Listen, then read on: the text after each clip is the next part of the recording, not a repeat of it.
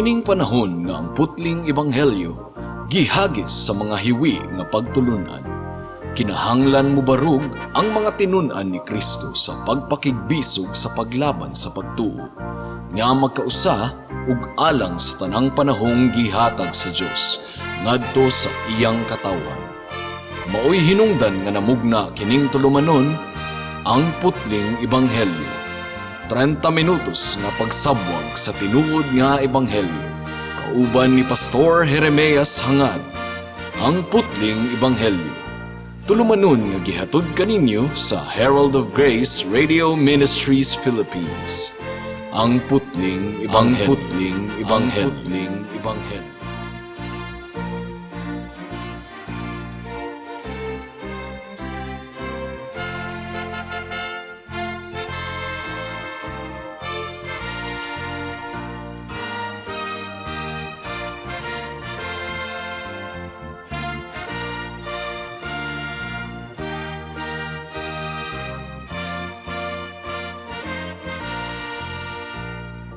Mayong hapon Mabinay, mayong hapon Negros Oriental, Negros Occidental, Guimaras, Dumaguete City ug kutob sa tanang gidala sa Ginoo sa pagpaminaw niining atong programa nga giuluhan og ang putling ebanghelyo.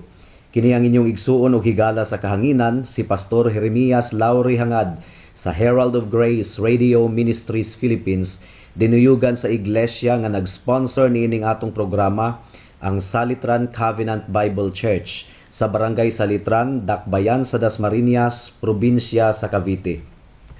Ang atong teksto ning takna sa kahaponon makita sa mga buhat kapitulo 17 bersikulo 1 hangtod sa 9. Ang giingon diri: Unya miagi si Pablo ug si Silas sa Amphipolis ug sa Apolonia, ug miabot sila sa Tesalonica.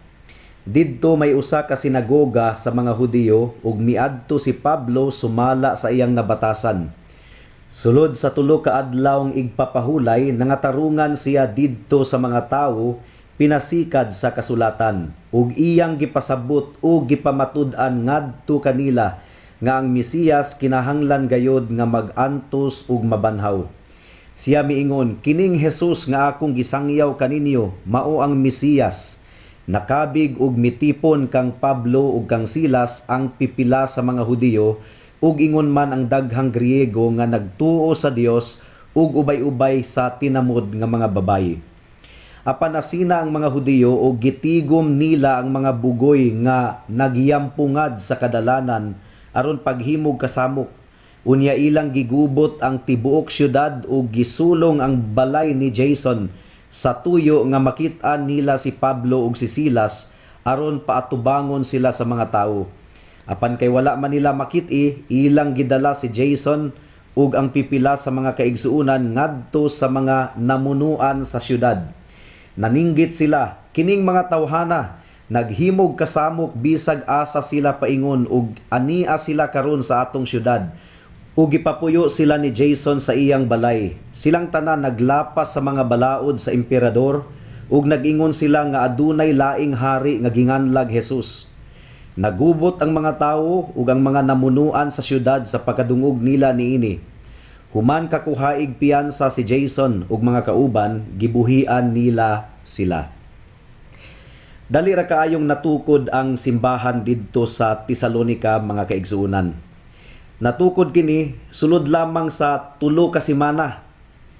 Wala nagpundo si Pablo ug ang iyang mga kauban didto og dugay-dugay tungod kay namiligro ang ilang kinabuhi tungod sa kriminal nga laraw bato kanila sa mga Hudiyo nga misupak sa mensahe sa ebanghelyo.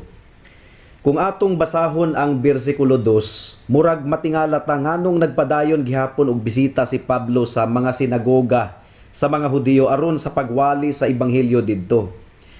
Kay di ba miingon naman siya sa kapitulo 13 bersikulo 36 nga mag-focus na lang siya sa mga hintil. Buti pasabot ba nga gitulo na niya ang iyang mga gipamulong na? Dili, mga kaigsunan. Ang pag-focus ni Pablo sa mga hintil, wala nagpasabot nga mulikay na lang gayod siya og sulod sa mga sinagoga bisag dunay higayon. Musulod gihapon siya kung aduna siya'y tsansa. pero ang focus na gayod sa iyang ministeryo mauna ang pagwali sa ebanghelyo sa nagkalain-laing dapit sa mga hintil.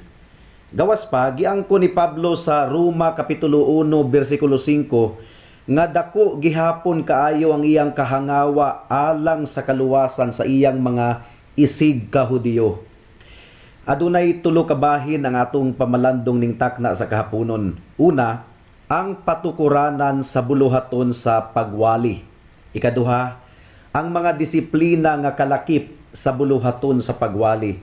Ug ikatulo, ang mga bunga sa pagwali.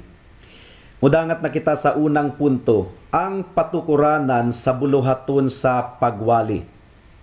Atong basahon ang bersikulo 2. Ang giingon diri, sulod sa tulo ka adlawng igpapahulay, nangatarungan siya didto sa mga tawo, pinasikad sa kasulatan. Matikdi mga kahigalaan ang gibuhat ni Pablo sulod sa tulo ka semana didto sa sinagoga. Ang giingon diri sa atong teksto, nangatarungan siya didto sa mga tawo, pinasikad sa kasulatan.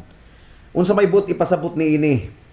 Well, klaro kayo nga iyang gihubad og duro o gipasabot og duro ang kasulatan ngadto sa mga tawo. Adunay usara ka tinubdan o patukuranan sa pagwali ni Pablo, mga kahigalaan. Unsa man kini? Well, wala na ilain kundili ang kasulatan lamang, sola scriptura o scripture alone. Ang tanang tinuod nga magwalali, Biblia lamang gayod ang basihan sa ilang mga pagwali. Paminawan ninyo ang ikaduhang Timoteo Kapitulo 4, versikulo 1 hangtod sa 5. Ang giingon diri, sa atubangan sa Dios ug ni Kristo Jesus nga maoy maghukom sa tanang tawo, buhi o patay, tungod kay mubalik man siya aron paghari, awhagon ko ikaw, pagkugi kanunay sa pagwali sa mensahe sa tanang panahon gayod, daniha, badlunga, dasiga ug tudloi uban sa pagpailob ang mga tawo. Moabot ang panahon nga ang mga tawo dili na mamati sa matuod nga pagtulunan. Ang ila na hinuong gusto mauna lang ang ilang sundon ug magtawag sila daghang mga magtutudlo nga magsulti kanila sa buot nilang madungog. Dili na sila mamati sa kamatuoran kundili sa mga tinumo-tumo nga mga sugilanon. Apan kinahanglan nga magpugong ka kanunay sa imong kaugalingon, antusa ang mga kasakitan, buhata ang katungdanan sa usa ka magwalali sa maayong balita ug tumana ang imong buluhaton ingon nga sulugoon sa Dios. Pagkabulahan bagayod kaayo sa simbahan nga gidumalaan sa usa ka matinud-anon nga pastor nga nagtudlo og tarong sa pulong sa Ginoo. Karon, unsaon man nato pagsayod nga nahauyon sa Biblia ang winalihan sa usa ka pastor? Well, ang tubag mga kahigalaan, mailhan nato kini kung ang iyang mensahe nakasentro lamang sa atong Ginoong Hesukristo. Paminawan ninyo ang bersikulo 3 sa atong teksto. Ang giingon diri, ug iyang gipasabot ug gipamatud-an ngadto kanila nga ang Mesiyas kinahanglan gayod nga mag-antos ug mabanhaw. Siya miingon, kining Jesus nga akong gisangyaw kaninyo mao ang Mesiyas. So nakasentro kang Kristo ang pagwali ni Pablo. Ug mailhan ninyo ang tinuod nga pastor kung ang iyang mensahe nakasentro lamang kang Kristo, si Kristo lamang ang gibayaw. So most likely, ang kasulatan sa daang tugon nga gibatbat ni Pablo mao ang Salmo 22 ug Isaias Kapitulo 53 nga parehong nagtagna mahitungod sa pag-anto sa Mesiyas nga umaabot. Ug ang Salmo 118 nga nagtagna usab mahitungod sa pagkabanhaw pag-usab sa Mesiyas nga umaabot. Mao kini ang basihan sa pagproklama ni Pablo kang Jesus ngadto sa mga katawhan didto sa Tesalonica. Mao nga alang sa mga pastors, tamuro nato ang giingon sa ikaduhang Timoteo Kapitulo 2 versikulo 15 nga paningkamuti pag-ayo nga ang Dios mahimuot kanimo ingon nga alagad nga wala ikaulaw ang iyang trabaho ug usa ka alagad nga nagtudlo sa kamatuoran sa hustong paagi. Ug alang sa atong mga tigpaminaw karon, atong siguraduhon nga ang atong pagtuo nakabase lamang sa kasulatan ug dili sa mga tinuuhan nga bisan og napanunod nato sa atong mga katigulangan apan mga tinuuhan nga walay basihan sa Biblia. Kay sa tinuod lang mga kahigalaan, dili tanang namat-an nato insakto, usbon ko, dili tanang namat-an nato insakto. Mao nga dili maayo nga atong barugan ang pangatarungan sa daghang mga tawo nga nag-ingon nga kung unsay akong namat-an, mauna ni ang akong pakamatyan. Kung sayop ang imong namat-an higala, sayop pod ang imong pakamatyan. Very wrong, very wrong. Kinahanglang dili kita magpanuko sa pagkurihir o pagtulid sa atong pagtuo pinaagi sa pulong sa Ginoo. Kung ang atong gituuhan walay basihan sa Biblia, ato kining isalikway tungod kay ang Biblia mao ang kamatuoran. Mudangat na kita sa ikaduhang punto, ang mga disiplina nga kalakip sa buluhaton sa pagwali. Dili lang kay gigamit ni Pablo ang kasulatan isip patukuranan sa iyang mga pagwali, kundili nangatarungan usab siya pinaagi sa kasulatan. Dili lang kay ang Biblia mao ang tinubdan sa iyang mga wali, mao kadto ang atong unang punto, kundili iya usab nga sistematiko nga gibalay ang iyang hunahuna ug mga diskusyon pinaagi sa kasulatan. Paul reasoned out of the scriptures. Ang Griego nga pinulungan sa reasoned out of the scriptures, nagpasabot nga gipasabot niya og duro ang Biblia sa sistematiko nga pamaagi. In other words, ang pagwali dili lang pagbasa sa Biblia at tubangan sa mga tao, kundili mao kini ang pagpasabot ngadto sa mga katawhan sa sistematiko nga pamaagi sama sa atong ginabuhat dinhi sa kahanginan.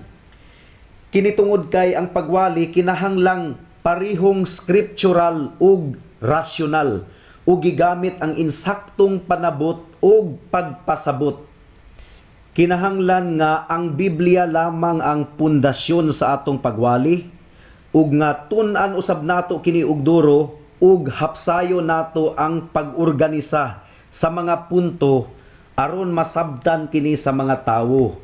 Ug klaro kaayo nga nanginahanglan kini og dakong panahon sa pagtuon ug pagpamalandong. For example, aron ipakita ni Pablo nga ang Mesiyas kinahanglang mag-antos ug mamatay, nagtuo ko nga gikutlo ni Pablo ang daghang mga bersikulo ug kapitulo sa daang tugon ug inutok niyang gitandi-tandi kadtong mga bersikuluha aron makatagik na siya og klaro nga konklusyon ug doktrina.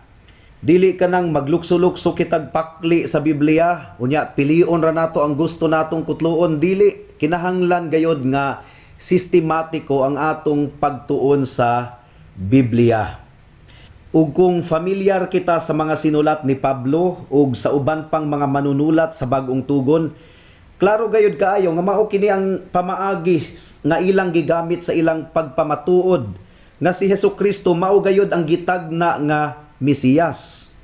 Una, nga ang Mesiyas matawo sa lungsod sa Bethlehem. Gitagna kini ni propetang Mikias sa kapitulo 5 bersikulo 2. Nga siya gikan sa kaliwat ni Juda. Gitagna kini sa Genesis kapitulo 49 bersikulo 10. Ikatulo, nga siya muagi sa kaliwat ni Jesse, dayon ni Haring David. Sumala sa tagna ni propeta Isaias kapitulo 11 bersikulo 1 ug bersikulo 10. Ikaupat, nga moabot siya sa kalibutan sumala sa paghulagway ni Daniel sa kapitulo 9 bersikulo 24 hangtod sa 27. Ikalima, nga ang iyang hitsura dili attractive sumala sa gisulat ni Isaias sa kapitulo 53. Ug dugang pa, ang mga milagro ni Jesus nagpamatuod nga siya gayod ang Mesiyas. Kini nga kamatuoran gidid-an nga dawaton sa mga Pariseyo. Apan nakita kini ni Nicodemos sumala sa nahasulat sa Juan kapitulo 3. Nakita niya nga walay makabuhat sa mga milagro nga gibuhat ni Jesus, gawas na lang kung siya gikan sa Dios. Ug labaw sa tanan, ang pagkabanhaw ni Jesus gikan sa kamatayon human sa tulo ka adlaw mao ang pinakalig-on nga pruweba nga siya gayod ang Mesiyas. So sistematiko nga pagpasabot sa pulong sa Ginoo aron masabtan kini sa mga tigpaminaw.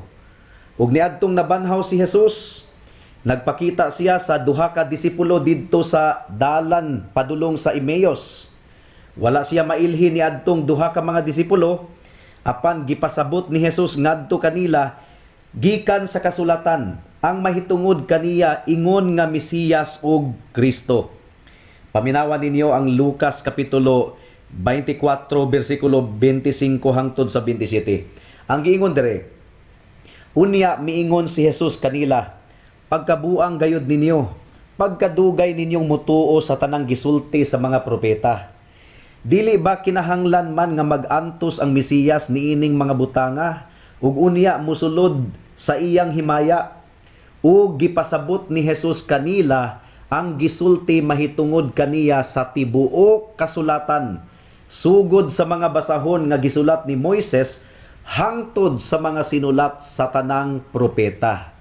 So nakita ninyo mga kaigsuunan, sistematiko nga pag-abli sa Biblia, sistematiko nga pagpasabot sa Biblia. Ang tahas sa pagwali dili gayod sayon, tungod kay nagkinahanglan kini og taas nga pagtuon ug lalom nga pamalandong. Hago kaayo ang buluhaton sa pagwali mga kahigalaan, hago kaayo, dili kini sayon. Pila ka adlaw namong giandaman ang among mga ipangtudlo, tungod kay manubag gayod kami sa Ginoo kung magpataka lamang kami og wali sa iyang pulong. Ang pagwali kinahanglang nakasentro gayod sa atong Ginoong Hesukristo. Ug mao kini ang ilhanan sumala sa gikaingon ko na kaganina, mao kini ang ilhanan sa tinuod nga magwalali. Christ-centered preacher, dili man-centered, dili religion-centered. Naay mga grupo karon nga tawo ang gituboy sa ilang mga wali ug dili si Kristo. Ayaw kamo pagpatunto ni anang mga grupo ha mga kahigalaan. Mibalik na daw si Jesus ug misulod sa lawas ni Jose Rizal. Oh, napoy taga Davao nga siya kuno ang appointed son of God. Ug karon siya kuno ang tag-iya sa kalibutan. Makaguol kaayo ba kay daghan pud kaayo ang magpailad. Mga higala, pagbantay kamo, siguraduha gayod nga si Kristo lamang ang sentro o gituboy o gihimaya sa grupo nga inyong giapilan. Tungod kay kung lahi nga ngalan ang gituboy ni ana, kulto kana mga kahigalaan.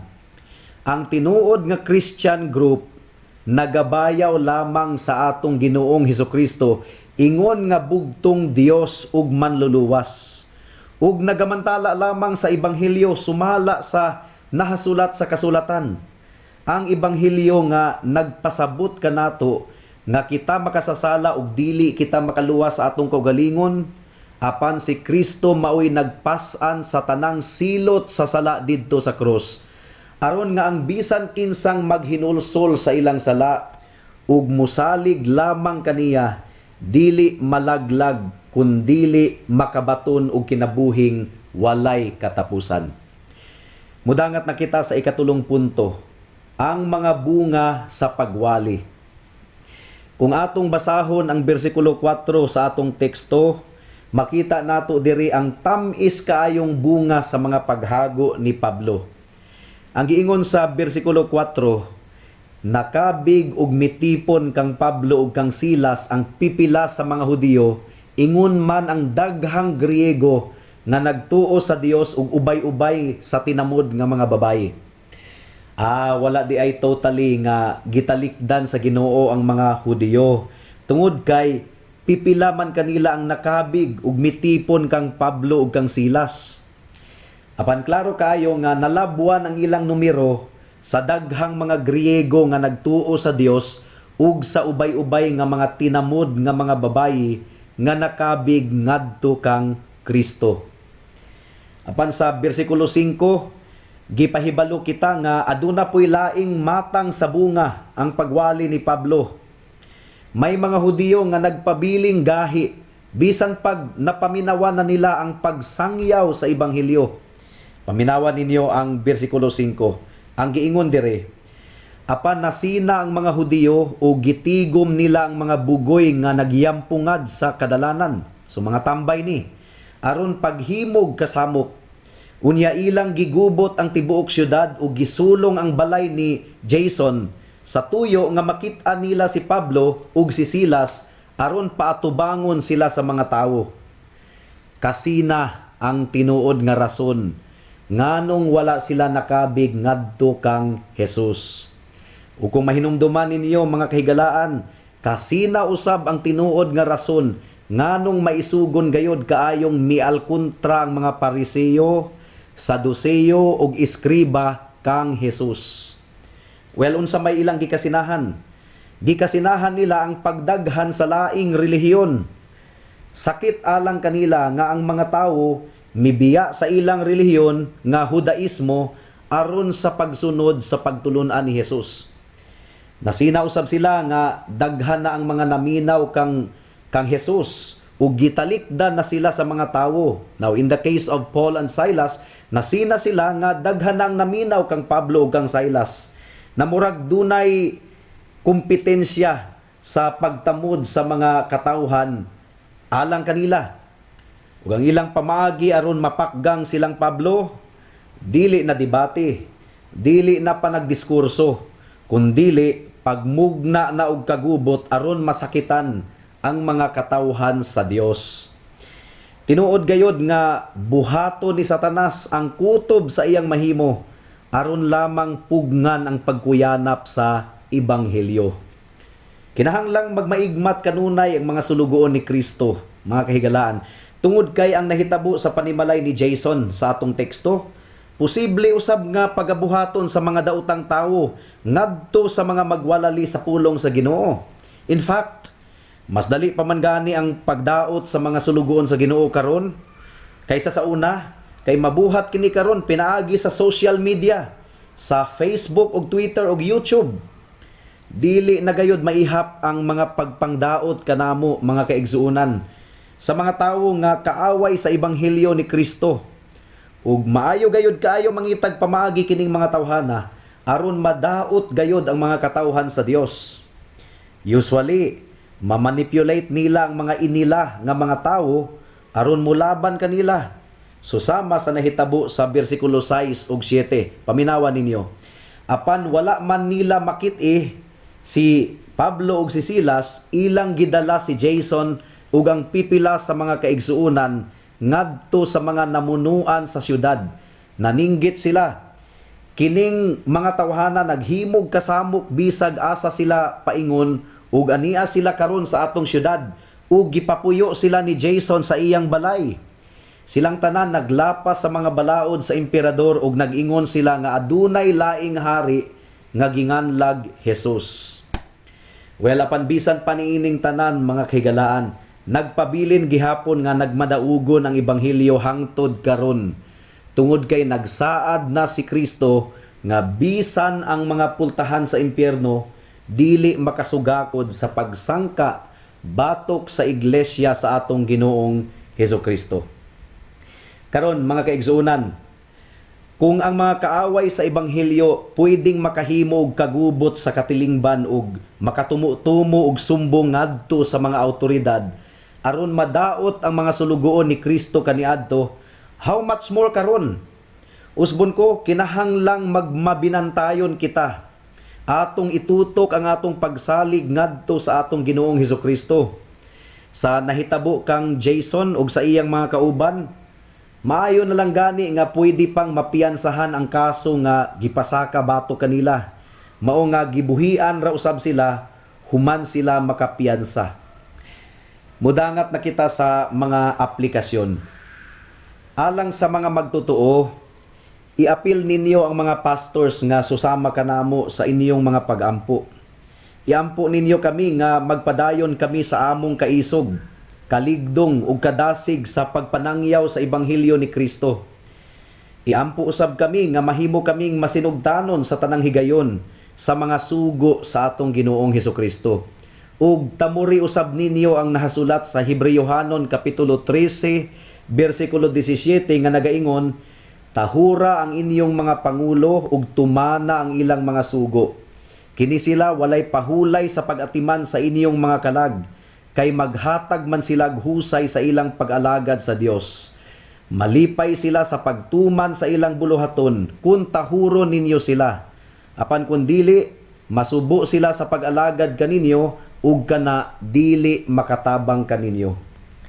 Alang sa mga dili pa magtotoo, posible nga puno mo og pagduda sa ubang mga Bible-believing churches. Dili mo namo mapugos mga kahigalaan. Apan gidasig ko kamo nga moabli sa inyong mga Biblia ug personal nga magtuon sa nahasulat niini. Ayaw sa pagbalibad dayon sa mga pagtulunan nga posibleng alkontra sa inyong naandan nga gituuhan.